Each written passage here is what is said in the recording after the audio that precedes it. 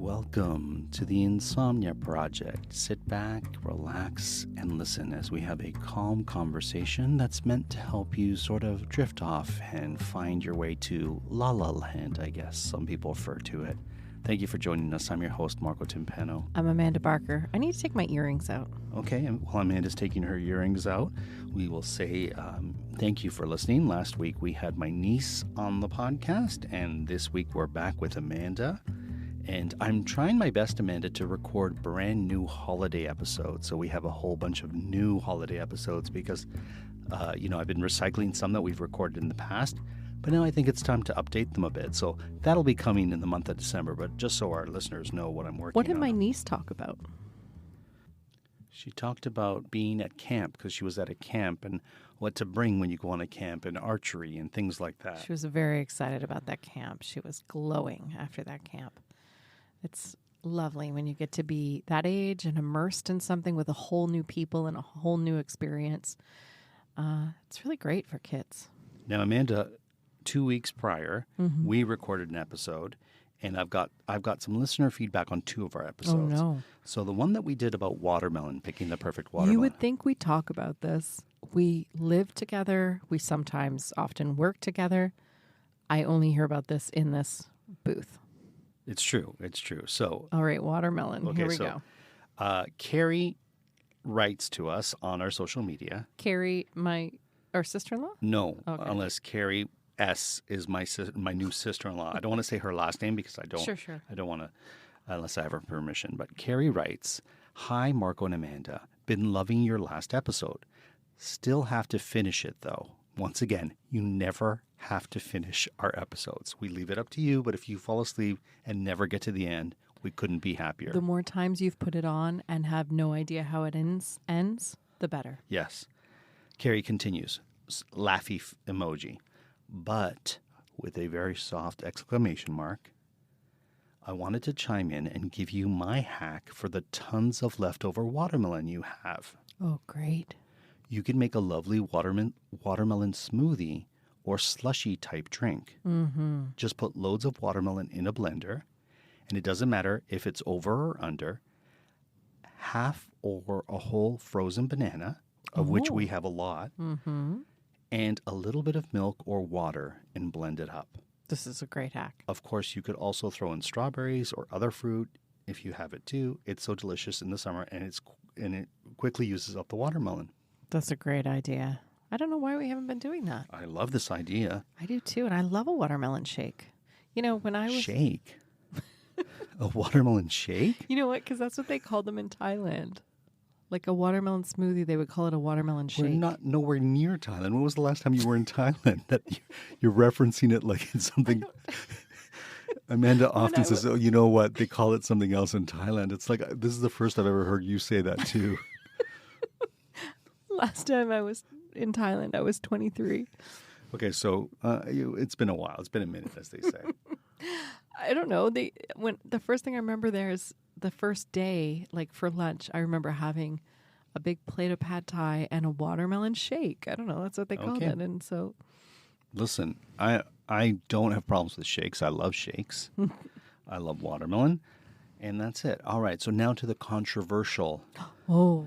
That was not it. No, okay. That was not it. Now, this is from Sierra, okay? And Sierra is right, and I have to waggle a finger at you because you're the one who made this statement. Oh, no. Who knew that our milk bag episode... We're back to the milk bags.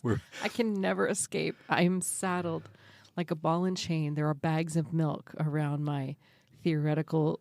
ankles and wrists. Folks, we still have a ton of frozen bags of milk in our freezer. In case that was a haul. So, Sierra says, "Listening to all the bagged milk talk the last few episodes, and I thought I would jump in and say that not all of Canada has bagged milk. Oh, my goodness. I grew up in Edmonton, Alberta. P.S. Love Edmonton, love Alberta. I just said this the other day. Every time I go to Alberta, I have the best time. I've only been once. I've never been to Edmonton, actually. If you're listening and you haven't been to Alberta yet, and you do what I did, go. Do what Amanda did, go. In particular, if you can, drive from Calgary to Banff Lake Louise, all that business. God, it's so stunning. I was talking about it with somebody today at work. Nobody, Sorry, Sierra. nobody warns you how stunning it is. You think, oh yeah, Banff. Everyone goes to Banff, Banff, Banff, Banff. Now, people who are not in Canada will be like, what are you saying? But anyways. Banff. Right. Banff. But I always pretend there's an M, but there isn't, I guess. Anyway, so people will say, oh yeah, go to Banff, go to Banff. And then you go and you drive from Calgary. And it's breathtaking. It's so stunning. It's the Rockies. So if you've driven along the Rockies or into the Rockies on other Rockies, then you've had some of that experience. But I have to say, compared to other Rockies I've been to, wow. Right. And I was talking to Kevin at work today, and he said, it's like everywhere you look is a postcard, is exactly what he said today. Yeah, it's true. But anyways, back to the much more important bagged milk. So bagged milk of Banff. Sierra grew up in Edmonton, Alberta. Okay. And she says maybe that she knows our friend Troy. Oh, yes. Troy. Yeah. Troy O'Donnell. Are we allowed to say his name? I didn't know. I'm going to say he's an actor and he's a friend, and he would do a podcast if he was here. He would. And he's so lovely, and we did a show with him, and he's quite involved in the Shakespeare Festival there. Yeah, and I remember I used to love, honestly, I had a great time performing with Troy. You did. You loved working with Troy. And I used to say this, and I still say this today. You can get I can't believe we're doing this. You can get 2 pheasants for the price of 1 turkey every Thursday at Thirsties. It's just a thing Marco made up for a show that we did a long time ago. And Troy would always yes and that, and always he would. He was lovely. He'd be like, that's a great price. Yeah. Even though, if you think about it, 2 pheasants would not be the same value as 1 turkey, even if you could get 2 pheasants for the price of 1 turkey. Pheasant is highly prized. I think it's a great deal. Well, how much would a turkey cost not on sale? I don't know. I only buy them on sale. Let's say a 10-pound turkey. I really don't know. Okay, so... Also, the reference you're making was from 1948, so... That's true. You were in a play that took place in 1948. Not that back then, $10? I don't know. Okay. Well, how much would 2 pheasants cost you back in 1948? I've never gone to the grocery store and ordered up some pheasant. Can you look up the price of a turkey in 1948 while I finish this text? Okay. So, sorry, Sierra. We've deep dived in the middle of your Instagram message. So where was I, Amanda? I don't know. So Sierra grew up in Edmonton, Alberta, and Sierra says, we have jugs and cartons, not bags. Silent exclamation mark. I think it's just some of the East Coast, Quebec, and Ontario that do bagged milk still. I always heard growing up that Canada has bagged milk, but I never experienced it until I moved to Ontario a few years back. I see. But Canada always seems to get generalized based on what Ontario does. And she has an emoji that is laughing, but tears are coming out of its eyes. I get it. Being from New Brunswick, it's not usually the province people think of when they're talking about Canada. But I will. For the longest time, Amanda called me an Upper Canadian, and I feel like it was a bit of a slur. It was not a slur. Okay. It's what we called you guys. And also the price of a turkey in 1940, somehow I found, was between 29 and 31 cents a pound. Okay, and how much was the price of a pheasant back then? Who's buying pheasant? They're not even for sale. I think you have to get them only through game hunting. Okay. Have you ever bought pheasant? Like, I don't think you can buy it. No. Can you? Maybe not, because I have at certain restaurants had pheasant. Pheasant under glass was a thing. What? I've never had pheasant under glass, but don't you remember watching like Bugs Bunny and they would like say pheasant under glass? No. As a very high-priced item. But I did, in my search, the first thing that comes up when I type in pheasant is pheasant versus turkey. Okay. Which is, the Thanksgiving movie everyone needs to see. Okay, so tell us about that. Ring-necked pheasants are smaller and more slender than wild turkeys. That's all that comes up. Really. We see wild turkeys all the time. And every time I see one, I think how much I would love to have that on my plate. Marco, there are people that don't eat animals, and that's disturbing for them to listen to. I'm sorry. And now you've done that to them, and that's really unfair. I'm not joking. Okay, well, what do you want me to do? I'm sorry. If that was me, folks, if I said that all joyfully, sipping my tea, which he just did, all smiles, he would roll his eyes at me. Which I do. He would roll his eyes. He would tisk. He would continue on and then stop it and then yell at me and say, "We can't do that. That's not fair to the people that don't eat meat." I feel like you're doing this to shift the milk bag blame because you said that milk bags. I am fine to know. In fact, I'm happy to embrace the milk of Edmonton. And you were the one who said that all of Canada has bagged milk, not me. Okay. And but why are you upset about it? I'm not upset.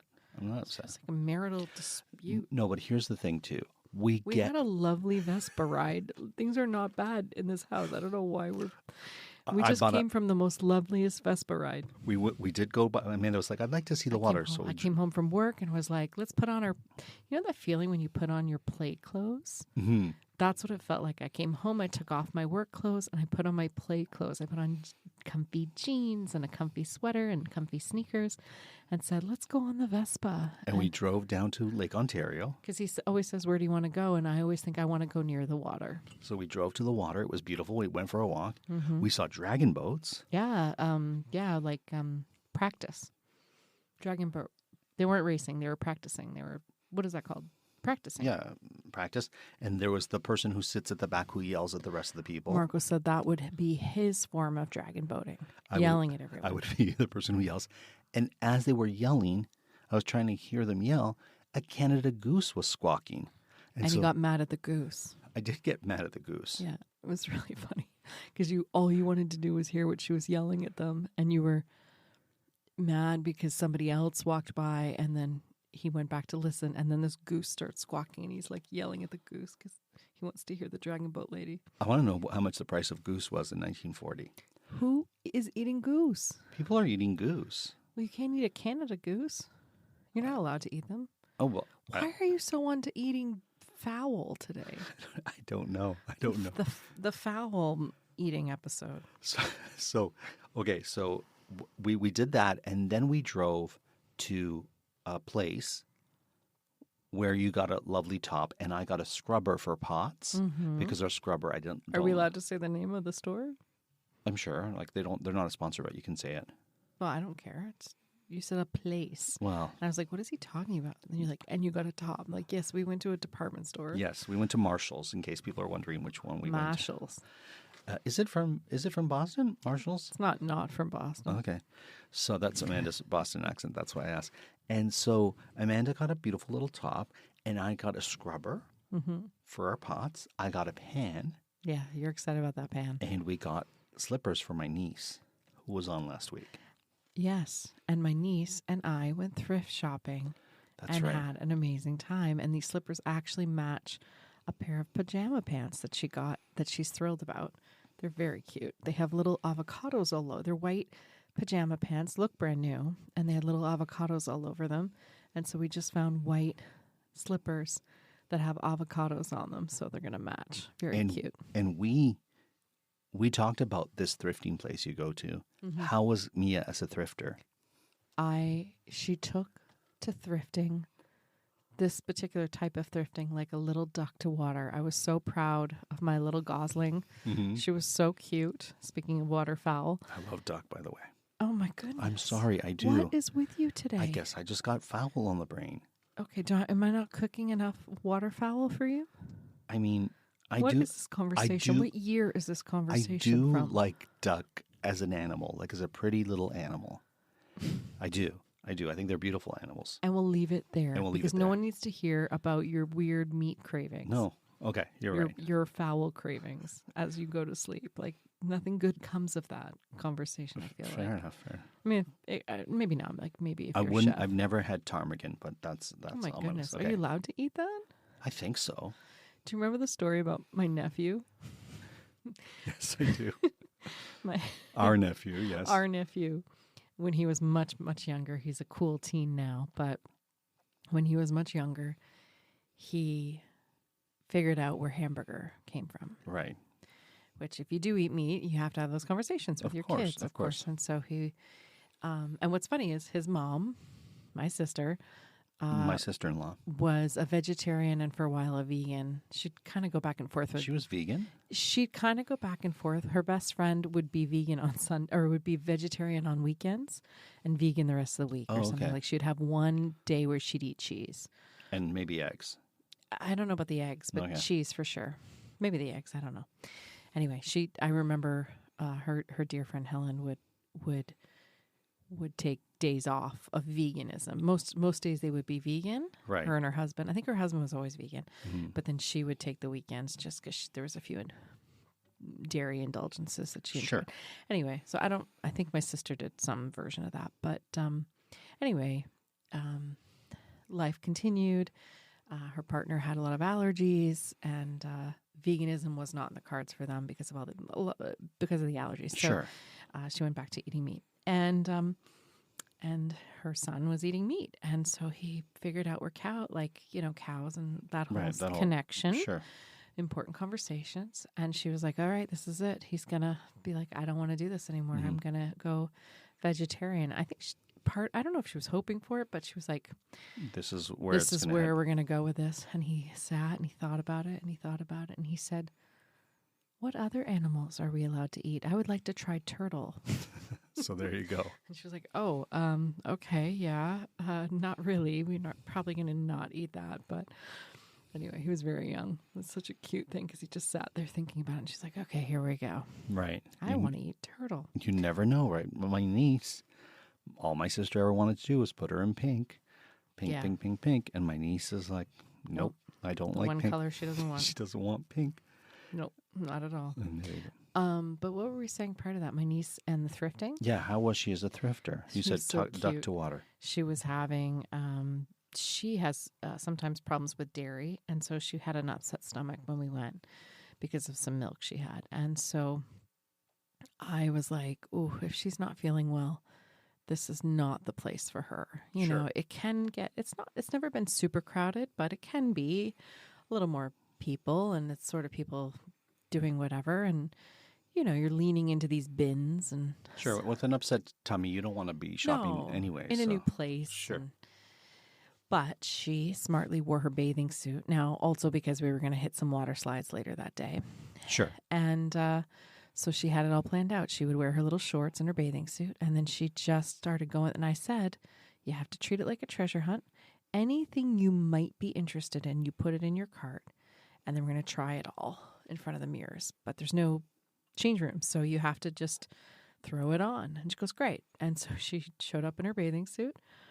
And so she had no problem trying on pants and tops because, you know, she's in a bathing suit. So Sure. she didn't feel like she was exposed. She was, you know, in a very modest bathing suit. And so, but still, as a 12-year-old girl, you know, just taking off your shorts and throwing on a new pair of pants in front of a mirror with, you know, various people walking around and kids. She didn't care. And Yeah, because there's no change rooms, right? I was really proud of her. It was super cute. And because you just got to kind of be that person and go for it. And that kid, she found so many amazing things. Lots of stuff from, should I say the labels? Does it matter? They're not sponsors, but sure, you can say them. Yeah. From Zara. A lot of like new stuff from Zara with tags on it. Great. You know, she's turning 13. So she's starting to have an awareness of brands and Sure. labels and all of that, for better or for worse. She found 7 For All Mankind jeans that fit her like a glove. So she's thrilled about those. Hollister jeans? Hollister is how I think you say it. Anyway, or whatever. It's how I say it. That look brand new that also fit her extremely well. And she was really happy. A new pair of shorts. Sure. Lots of tops, these pajama bottoms. I think she got something like 14 things and then 4 tops for her mom. Mm-hmm. How's your sister like those tops? I asked my sister. She said she hasn't had an opportunity to try them on Yeah, yet, things have been busy for her. but she's excited because they'll be appropriate for work. Yeah, which is what we were thinking. Anyhow, and yeah, and she spent $40.